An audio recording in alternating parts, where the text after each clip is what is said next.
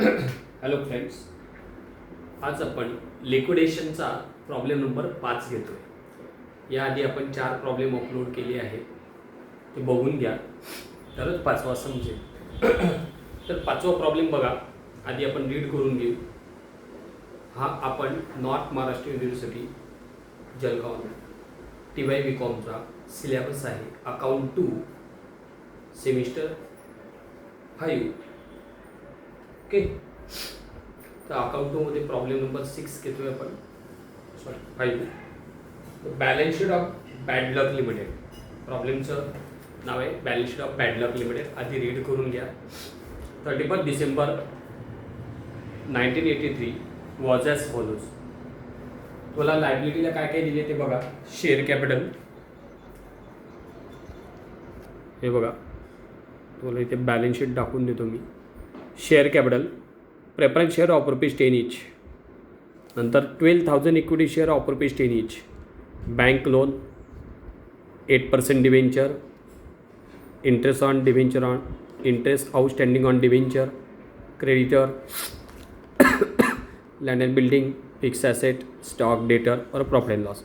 ॲसेटला cash दिलेली नाही. खूप सोपा आहे हा प्रॉब्लेम बघा.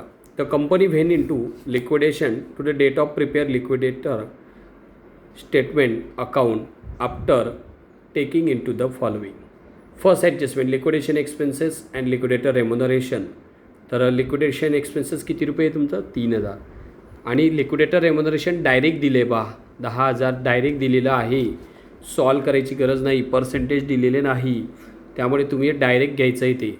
Bank loan secure pledge of stock. तुम्ही बँकेतून इथे बघा लायबिलिटीला लोन घेतलं आहे 4 लाखाचं, पण तारण काय ठेवली आपण, मॉर्गेज प्लेज काय ठेवले आपण तिथे, स्टॉक कितीचा होता, 5,25,000चा होता.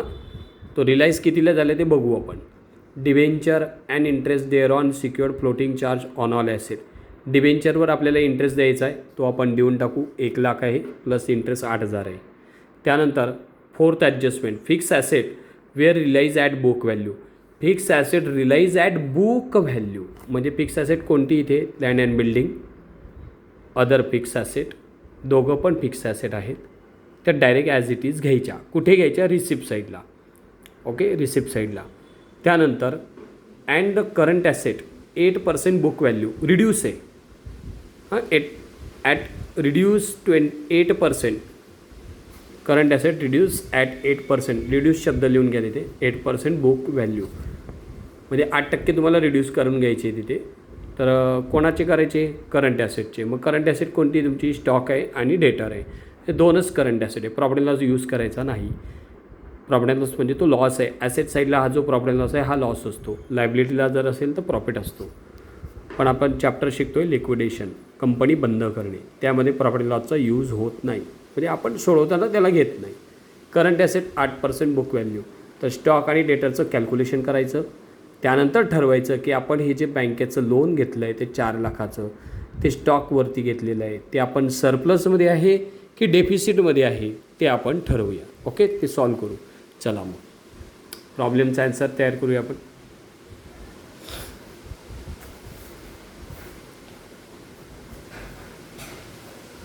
सर्वात आधी लास्ट ॲडजस्टमेंट सॉल्व होईल, फोर्थवाली, कारण आपल्याला आधी कलेक्शन करायचं असतं.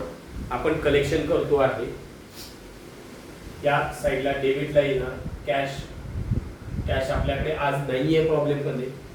डायरेक्ट घ्या ॲसेट रिलाईज.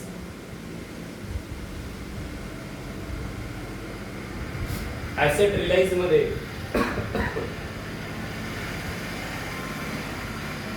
ज्या ॲसेटवर तुम्ही लोन घेतलंय ती घेऊ नका, ते आपण सेपरेट सॉल्व करू. स्टॉकवर लोन घेतलंय ना ते नंतर सॉल्व करू. बाकीचं तर घेऊ शकतो. Fix asset were realise at book value असं चौथ्या ॲडजस्टमेंटला दिलेलं आहे. मी तुम्हाला आत्ताच प्रॉब्लेम दाखवला. नंबर 4 ॲडजस्टमेंटमध्ये बघा, बुक व्हॅल्यूने घेऊन टाका. कोणते कोणते ॲसेट आहे बघा आपल्या ॲसेट साईडला बघा बरं. लँड अँड बिल्डिंग 25,000 आहे. Land and building 25,000. Other fix asset, other fix asset 2 lakh आहे. हे बुक व्हॅल्यूने घेतोय. ओके, स्टॉक इथे घ्यायचा नाही. मग त्याच्या पुढचा आयटम कोणता आहे आपल्याकडे? डेटर आहे. डेटर किती आहे? 1 लाख आहे. मग डेटर घ्यायचे, पण डेटर घेताना इनरचे इनरला घ्या, त्याला 8% रिडक्शन करायचं आहे. लेस रिड्यूस 8%. 1 लाखाच्या 8% म्हणजे 8,000 मायनस करून घ्यायचे आणि मग ते आउटरला घ्यायचे. आणि करंट ॲसेट आहे ना आपली. म्हणून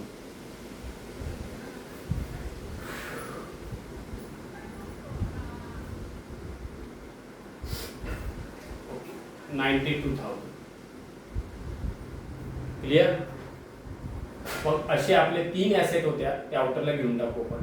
5 म्हणजे 5 2 7 2 9 11 3,17,000 तुमच्याकडे कॅश कलेक्ट झाली आहे. बरं, आता आपण एक स्टॉकवरही लोन घेतलं होतं, त्याला आधी सॉल्व्ह करून घेऊ आपण. इथे साईडला बघा, स्टॉक किती होता तुमचा? तर 5,25,000चा.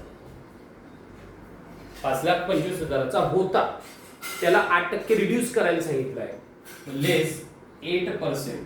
मग कशावर फाईन करणार? याच्यावरच. 5,25,000 त्याच्या 8% फाईन करा. 8% फाईन करा. चला, 0 गेला. 8 0 8 45 8 2 16 4 20 2 8 45 2 42 42,000 मायनस होतील. 0 0 0 5तनं 2 गेले 3 12तनं 4 गेले 8 आणि 4चे 4. म्हणजे आपण तो स्टॉक किती रुपयाला सेल केला मार्केटमध्ये? 4,83,000. 4,83,000 आपण त्याला सेल केलेला आहे. बघा, कळालं का? 8% रिडक्शन केलं आहे आपण. हे सेल आहे, रिडक्शन अमाऊंट आहे ती. ओके,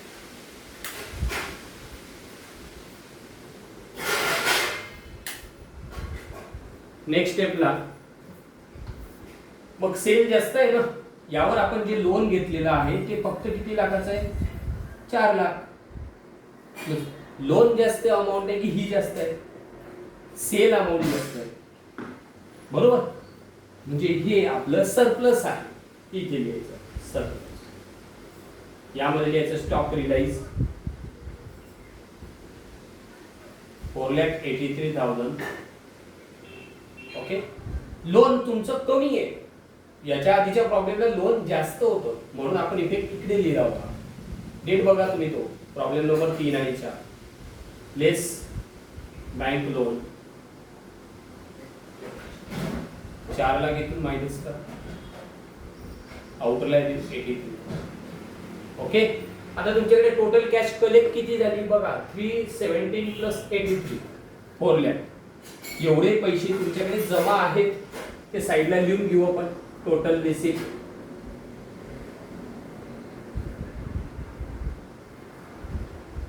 4 लाख रुपये जमा करून घेतले.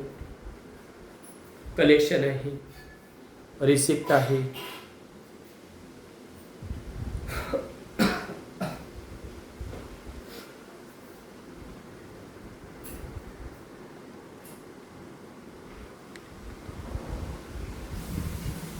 ओके, नेक्स्ट स्टेप इथपर्यंत कळालं. नेक्स्ट घेतो आपण इथे लॉ चार्जेस. नाही आहे प्रॉब्लेम मध्ये. लिक्विडेटर रेम्युनरेशन घेतो, बघा आहे का? सिंगल दिलाय, डायरेक्ट फिक्स आहे. लिक्विडेटर रेम्युनरेशन डायरेक्ट अमाऊंट दिलेली आहे 10,000 रुपये. देऊ शकतो ना आपण, आपल्याकडे 4 लाख आहे, त्यातून देऊ शकतो पेमेंट. डायरेक्ट ऑर्डरला घ्यायचं. पर्सेंटेज दिलेच नाही, डायरेक्ट घेऊन टाकायचा. पुढे लिक्विडेशन एक्सपेन्सेस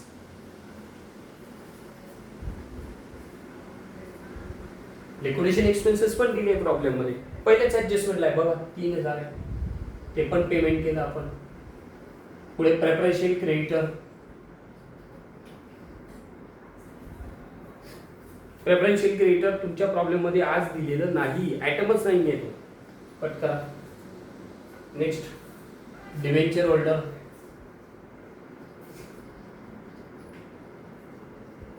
आहे, लायबिलिटीला आहे debenture 1 lakh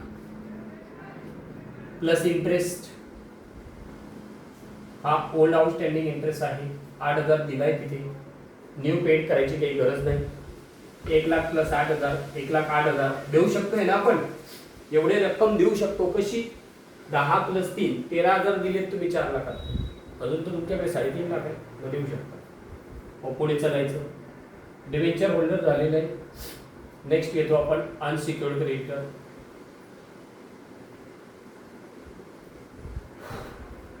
the unsecured creditor आहे का? किती आहे लायबिलिटी? चला 2 लाख आहे. किती आहे? 2 लाख. मग आता एवढे आपण देऊ शकतो का? चेक करा. चला 1,08,000 हे 3, 11, 10, 21, 121 आपण दिले यातून, म्हणजे 4 लाख मायनस 121 करून बघा किती शिल्लक आहेत ते. 9, 7, 279 शिल्लक आहे. देऊ शकतोय ना आपण, 2 लाख देऊ शकतोय, दिले. नेक्स्ट स्टेपला अनसिक्युअर्ड पण पेमेंट झालं. सोपा आहे, प्रॉब्लेम कठीण नाही. आता काय नाही, प्रेफरन्स शेअर कॅपिटल बघा. प्रेफरन्स शेअर कॅपिटल हे प्रेफरन्स शेअर कॅपिटल आहे, हे क्रेडिटर आहे. क्रेडिटर वेगळं, कॅपिटल वेगळं, लक्षात ठेवा. कॅपिटल आहे आणि ते 80,000 आहे मात्र, पण मग आपण एवढे पैसे देऊ शकत नाही. इथेच आपण 279 मधून 2 लाख देऊन टाकले, राहिले किती? 79. तरी मी इथे लिहून देतो less total payment up to. कोणाकोणाचं पेमेंट केलं आपण? 10,000 प्लस 3,000 प्लस 1,08,000 प्लस 2 लाख, एवढं पेमेंट झालेलं आहे. पेमेंट झालेलं आहे म्हणजे टोटल जर केली तर किती होईल? 3,21,000. म्हणजे आपल्याकडे किती पैसे शिल्लक राहिले? 79,000. दिस इज अवेलेबल. एवढेच पैसे शिल्लक आहे आपल्याला, एवढ्यातूनच आपल्याला पेमेंट करायचं आहे. आपल्याकडे 80,000 रुपये पेमेंट करायचे बाकी होते, मग आपण नाही देऊ शकत. म्हणजे जेवढे आहे तेवढे तर देऊन टाकू. 79,000 देऊन टाका, problem. This is balancing figure आणि याची टोटल येईल तुमची 4 लाख. हा प्रॉब्लेम संपला. ऍक्च्युली हा प्रॉब्लेम तुमचा सेम असाच झालेला आहे. क्वेश्चन नंबर सेकंडचा रिपीट झालेला आहे, थोडंसं चेंजेस केले.